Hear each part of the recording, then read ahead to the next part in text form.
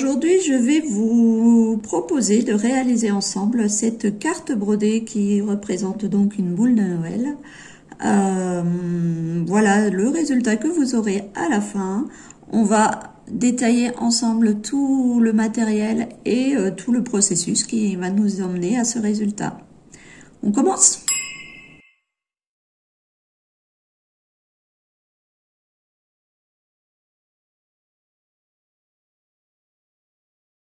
Pour réaliser cette broderie sur carte, vous allez avoir besoin en premier lieu de votre modèle, donc sur une feuille que vous aurez pu imprimer sur une feuille classique, basique.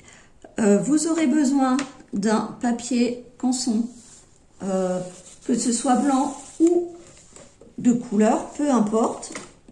Un papier canson qui fait donc 180 grammes par mètre carré dans la taille que vous souhaitez. C'est pour éviter que quand vous percez avec votre aiguille, le papier ne se déchire totalement. Donc il faut un papier assez rigide. Vous aurez besoin également, pour pouvoir faire ces trous, d'un piquoir. Alors le piquoir, vous pouvez sûrement en trouver sur internet ou dans les magasins spécialisés en loisirs créatifs. Après, pour moi c'était une baguette de bois, une simple baguette de bois qui a été coupée et un petit coup de perceuse, vraiment mini perceuse au centre, un peu de colle, une aiguille collée dedans, on attend que ça sèche et voilà, le piquoir est fait. Donc ça peut être fait maison, ça peut être acheté comme à votre convenance. Vous aurez besoin de trombone pour tenir votre feuille de modèle sur la feuille canson qui sera brodée. Et vous aurez besoin en dernier lieu d'un tapis. Là c'était un tapis pour macramé, comme pour faire le macramé. Vous plantez également des aiguilles dedans pour le maintenir. Là, comme ça, tous les coups d'aiguille peuvent être donnés dedans sans problème. Ça doit se trouver, j'avais trouvé le mien sur Amazon, ça doit se trouver à pas mal d'endroits. J'essaierai de vous mettre des liens sous la vidéo, sous ce tuto, pour vous montrer, pour vous aiguiller un peu dans vos achats. Donc vous voyez, hop, on peut perdre. Et ça évite, il faut pas un tapis trop mou pour pas que la feuille s'enfonce dans le tapis au moment où vous allez percer. Donc voilà ce dont vous avez besoin, éventuellement d'un peu de scotch.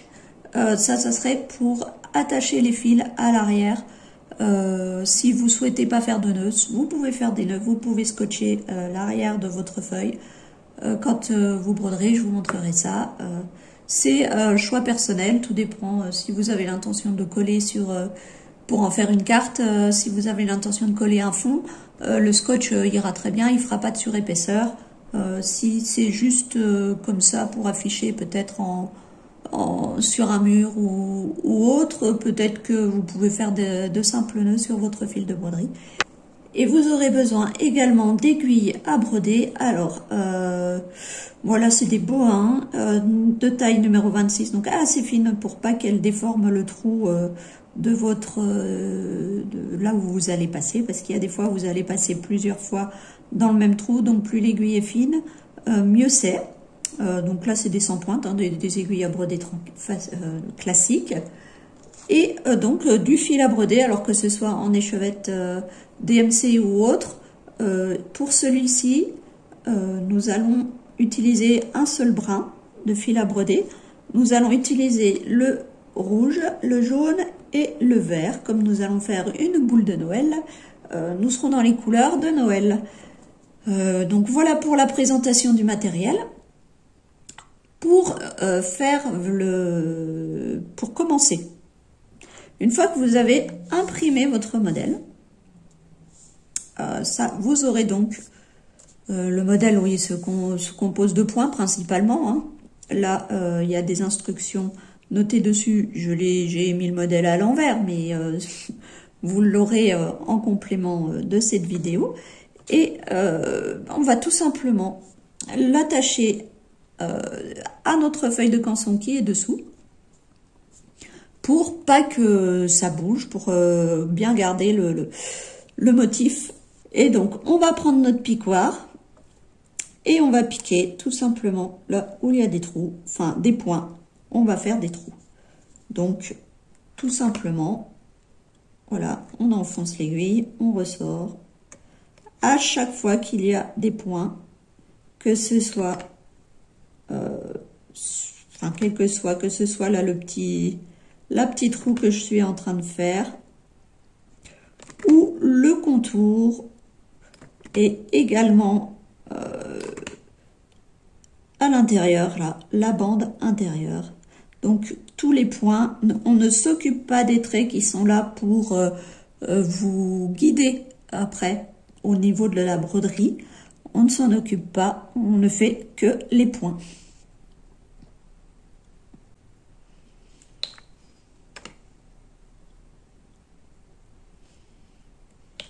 Donc, on essaye de bien piquer au bon endroit, de pas trop dévier des points qui sont marqués. Alors, moi, là, c'est un modèle fait maison, fait à la main. C'était pour justement faire ce tuto. Ce n'est pas l'idéal. Enfin, je veux dire, tous mes points ne sont pas forcément équidistants. D'ailleurs, je pique sur des zones où j'avais déjà piqué. Donc, tous mes points ne sont pas forcément équidistants, mais c'est pas gênant. Enfin, ça va pas avoir une énorme incidence. Je vérifie, mais en fait, j'avais déjà piqué. J'avais déjà piqué pour faire cette bande, en tout cas. Voilà. Et donc, le contour, pareil. On pique le contour, etc. On fait tout le tour, que j'ai déjà fait apparemment aussi. Non, mais c'est ça de ne pas faire les choses immédiatement. Et donc, on fait toutes les petites rosaces, pareil.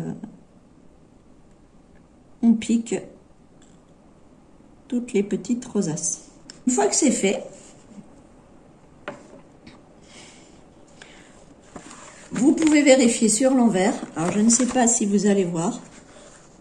Vous voyez bien, normalement, tous les trous sont faits. Ça ressemble bien au dessin que vous voulez obtenir. Donc, vous pouvez, à partir de là, enlever les trombones. Le modèle, vous pouvez donc vous le laisser de côté pour voir comment il faut piquer, justement, comment il va falloir broder. Vous n'aurez plus besoin du tapis ni des trombones. On peut les pousser s'ils nous gênent. Et on va donc pouvoir commencer la broderie. Donc pour cela, évidemment, on prépare une aiguillée. Donc là, j'ai préparé mon aiguillé de fil de broderie. Je l'ai fait d'une longueur assez longue parce que je vais faire le contour avec. Et il y aura, à mon avis, j'aurai même besoin d'en rajouter. Donc ça, c'est pas grave. Pour moi, je commence avec un peu de scotch. Alors, si vous choisissez la version scotch, surtout, pensez bien à éviter de boucher un trou avec le scotch. Mettez bien le scotch en dehors des trous parce que vous allez devoir passer l'aiguille à travers. Donc, si je vois mon modèle, le modèle, j'ai fait commencer ici. Il a écrit 1 à 7. Donc, on va dire que le premier point, que le 1, c'est le premier point du haut.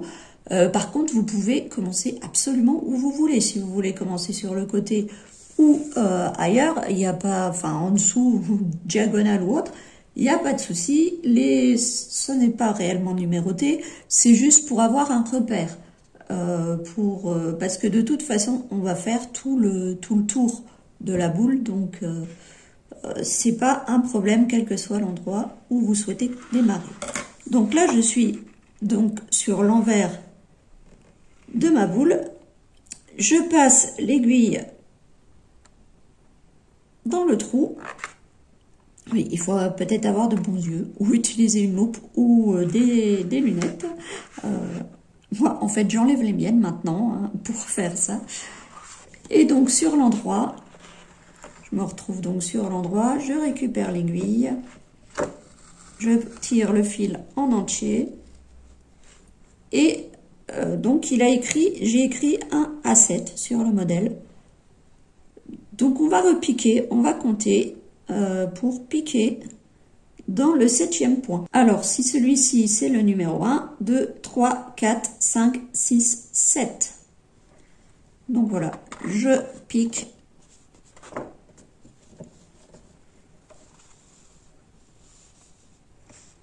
Je récupère l'aiguille sur l'arrière.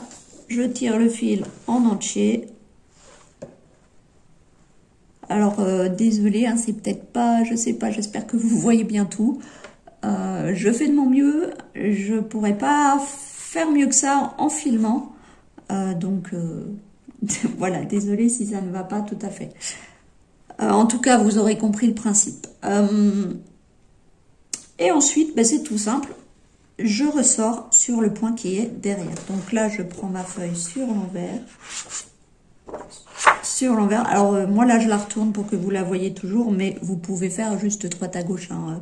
Sauf que si moi, enfin, voilà, de passer la feuille comme ça et juste comme ça pour voir où vous en êtes. Sauf que si moi, je fais ça à la vidéo, on va plus rien voir. Donc, je la retourne comme ça, ce qui est peut-être un peu moins évident derrière pour se repérer. Mais on voit bien que mon fil est sorti là. J'ai démarré ici, je suis sortie là. Donc, je vais repiquer dans le point qui est juste après.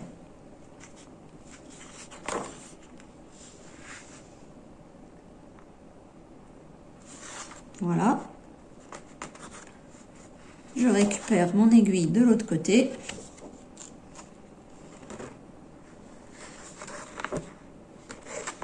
Alors, il faut des fois un petit peu forcer pour faire passer le chat. C'est pour ça qu'il faut des aiguilles bien fines. Voilà, je tire bien. Enfin, bien, mais pas trop fort. Hein. C'est juste pour que le fil soit tendu, pas pour déformer ou agrandir les trous. Ni pour faire casser le fil. Et là, en fait, je repars. J'avais commencé ici. Je repique pour le dessin. Je repique juste au 2e point. Je reviens en arrière.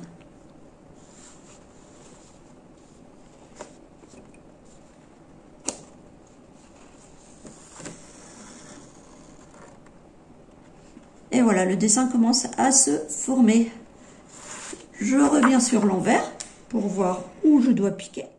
Et donc sur l'envers, on voit que mon fil sort de là. Je prends le point qui est juste à côté. Il faut juste toujours aller, j'allais dire dans le même sens. Alors quand, ça dépend si vous êtes sur l'endroit ou sur l'envers. Je veux pas vous embrouiller avec de fausses paroles. Donc j'ai piqué juste après le premier point. Je récupère l'aiguille. Je tire le fil pour que le fil soit tendu. Voilà, il est tendu. Et là, je reprends le point d'après. Et ainsi de suite. Et vous faites ça sur tout le tour. Mais jusqu'à ce que vous ayez vraiment... en fait, quand je dis tout le tour, je pense que je vais continuer comme ça toute seule de mon côté. Et quand j'arriverai à la fin de la boule, je reprendrai la vidéo pour vous montrer jusqu'où exactement vous devez aller. Voilà, vous avez le principe pour faire le tour. On se retrouve donc une fois que moi j'ai terminé ce contour. Donc je reprends la vidéo un petit peu plus tôt que ce que je vous avais dit, car je suis arrivée à un endroit où peut-être ça pourrait vous poser problème. Donc je reprends pour vous expliquer. Donc en fait, quand voilà, là je viens de sortir mon fil de l'arrière. Là, si je ne sais plus à quel endroit je dois piquer, parce que vous voyez, j'ai déjà, par exemple, j'ai 2 fils là qui se sont rejoints. Eh bien, sur le patron, n'oubliez pas que c'était écrit 1 à 7. Ça, c'est le 1. Donc, je compte 2, 3, 4, 5, 6, 7. Et donc, je pique dans le 7e trou en remontant. Et après, bah, c'est exactement la même chose que ce que je vous ai montré jusque-là. Voilà, on se retrouve à la fin. Voilà, donc là, on pourrait croire que j'ai terminé le rang, vu que, enfin le tour complet, vu que je suis arrivée, j'ai rejoint le premier point. Mais vous voyez que de ce premier point, il y a 2 fils qui partent, tout comme à partir de là, il y a à chaque fois 2 fils qui partent de chaque point et jusqu'ici. Donc, ça veut dire qu'en fait, il faut qu'on continue à se décaler d'un point sur la droite jusqu'à ce qu'on ait atteint celui-ci. Donc, le rang sera réellement, enfin, le contour sera réellement terminé quand on en arrivera ici. Je vous retrouve quand ça sera terminé. On passera à l'autre étape.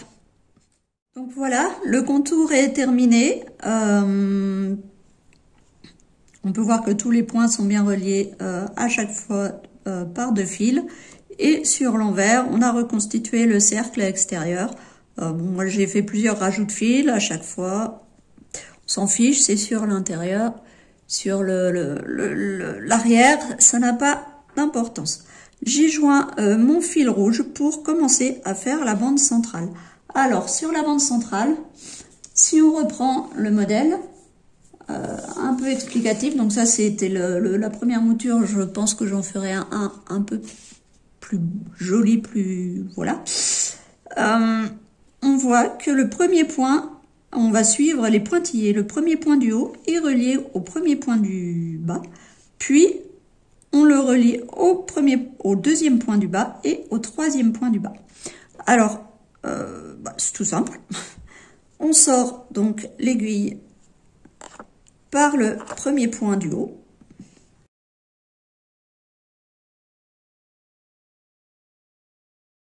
Donc, on est ressorti par le premier point, on va repiquer par le premier point. Donc là, il est pile au bord du fil vert.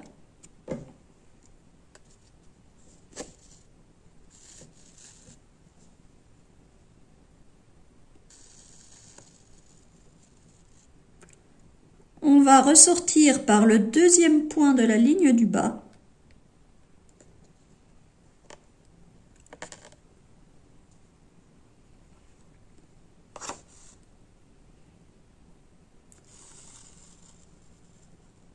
On va revenir dans le premier point de la ligne du haut.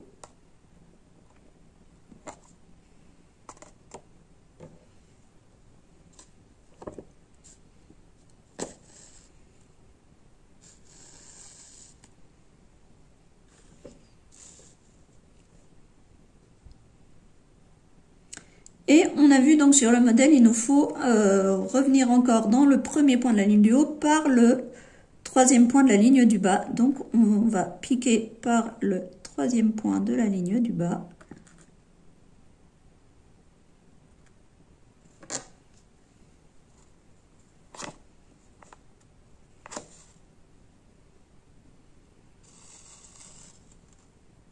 Et revenir dans le premier point de la ligne du haut.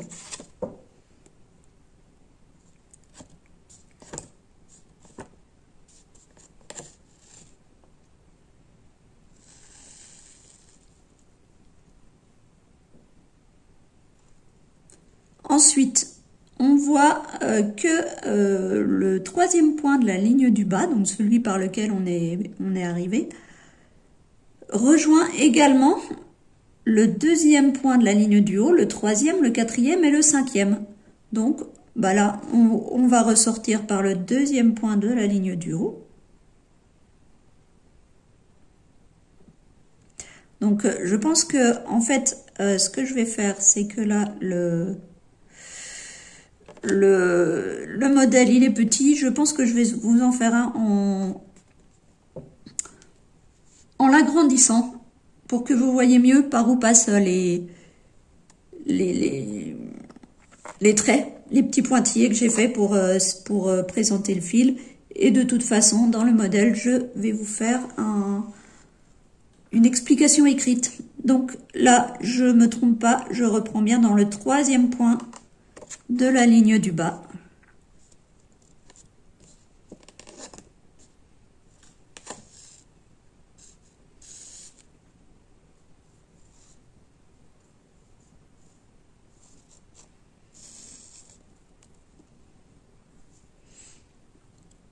Donc là, j'ai que 2 fils qui rejoignent le 3e point de la ligne du bas. Or, on voit que sur le dessin, il en faut 5. Donc, je reprends le 3e point de la ligne du haut.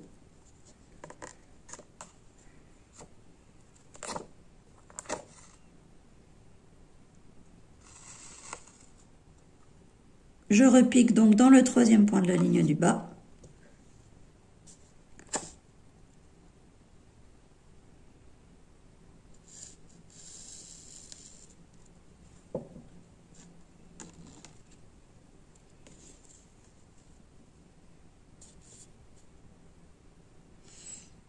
Le 4e point de la ligne du haut.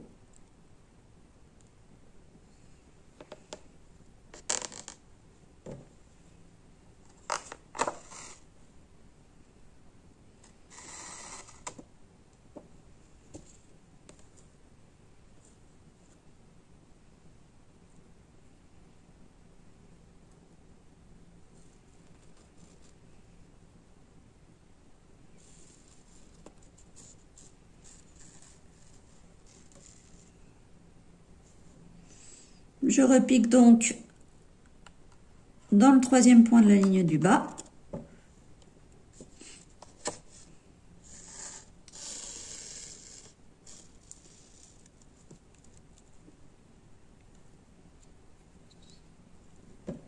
Et je dois encore joindre un point dans cette ligne du haut. Enfin, un point du haut qui va rejoindre encore une fois le 3e point de la ligne du bas. Donc, je repique à celui d'à côté en haut.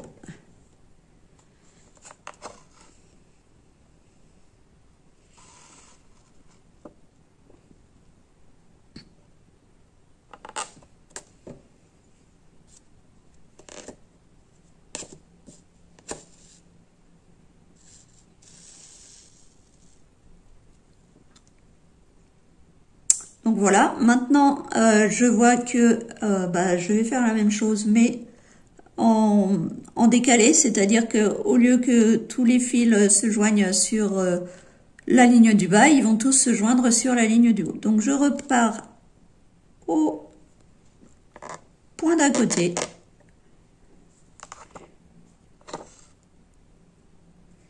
Que je vais rejoindre au point du haut, où il y a déjà un fil qui part.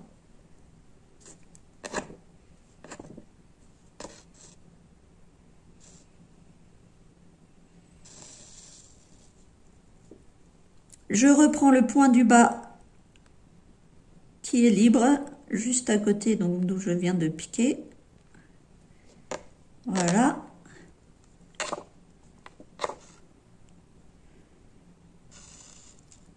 Je rejoins de nouveau dans le point du haut où il y a déjà les 2 fils. Tout ça jusqu'à avoir 5 fils qui reviendront dans ce point.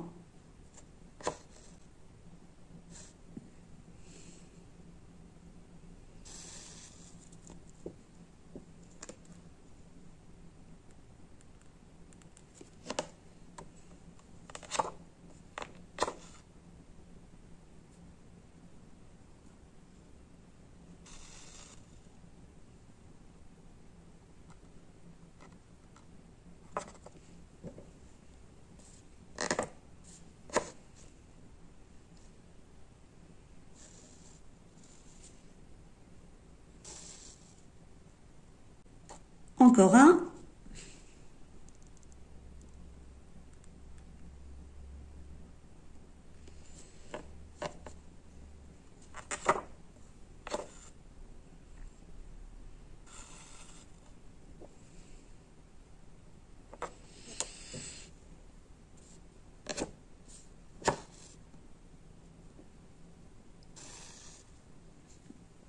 Voilà, et donc maintenant, c'est de nouveau le point du bas dans lequel on va faire passer 5 fils. Donc, on a déjà fait passer le premier. Donc, on repique en haut, dans le nouveau point d'à côté. Et on va donc dans le dernier point où on a passé un fil en bas. Et on va répéter cette opération tout le long du bandeau. Alors à la fin, vous n'aurez pas 5 fils. Si je ne me trompe pas, vous en aurez 2, 3 gros maximum, mais je ne sais même plus exactement.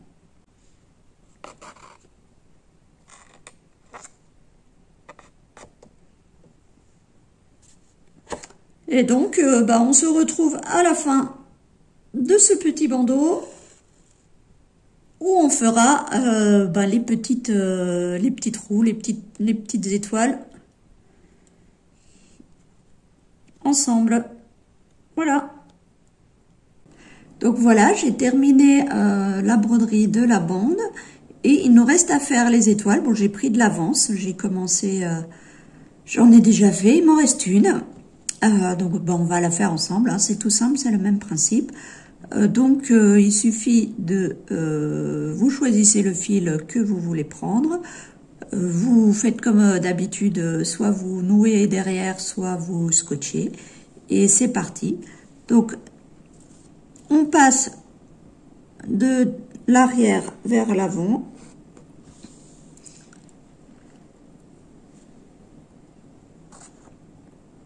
Sur un point extérieur. On ressort donc sur un point à l'extérieur du contour et on repasse dans le centre. Et on va faire ça pour tous les points. Pour faire ces espèces de petits rayons.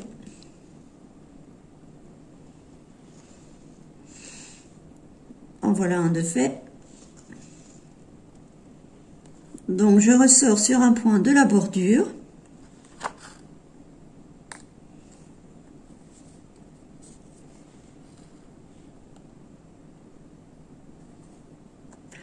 Et je pique de nouveau au centre et ainsi de suite pour tous les points qui sont sur la bordure, sur le contour.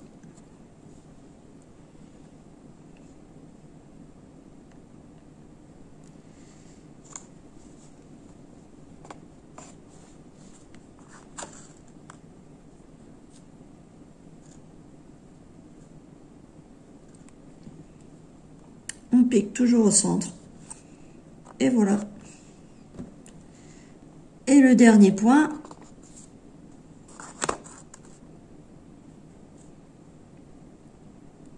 on repique au centre et ce sera terminé. La carte sera terminée. Voilà. Il vous reste donc plus qu'à arrêter le fil.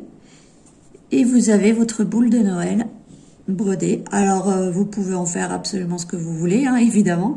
Vous pouvez soit l'insérer sur une carte pour les vœux de fin d'année, soit pourquoi pas la découper en forme de boule de Noël aussi, enfin en rond plutôt qu'en carré comme j'ai fait, et la suspendre en décoration dans l'arbre de Noël ou ailleurs dans la maison. Enfin bref, voilà, il y a pas mal de petites choses qu'on peut faire avec cette carte de Noël. Alors juste pour la petite histoire, pour le dos, ça donnera ça. Bon, celui-ci sera arrêté et coupé. Et donc voilà. Moi j'ai décidé, hein, j'ai fait courir le fil entre chaque étoile. Je me suis pas embêtée à couper à chaque fois et à remettre. Ça aurait mangé autant de fil que de passer de l'un à l'autre. Voilà, j'espère que ce tuto et cette petite boule vous aura plu. Je suis désolée si ça n'est pas toujours filmé dans les règles de l'art. Et ben voilà, vous pouvez m'en faire part, hein, si vous décidez de la faire, si vous en avez fait, vous pouvez m'en faire part. Je vous mets les liens qui me concernent où vous pouvez m'envoyer vos photos ou me taguer sur Instagram qui seront sous la vidéo. Et puis, je vous souhaite une bonne création.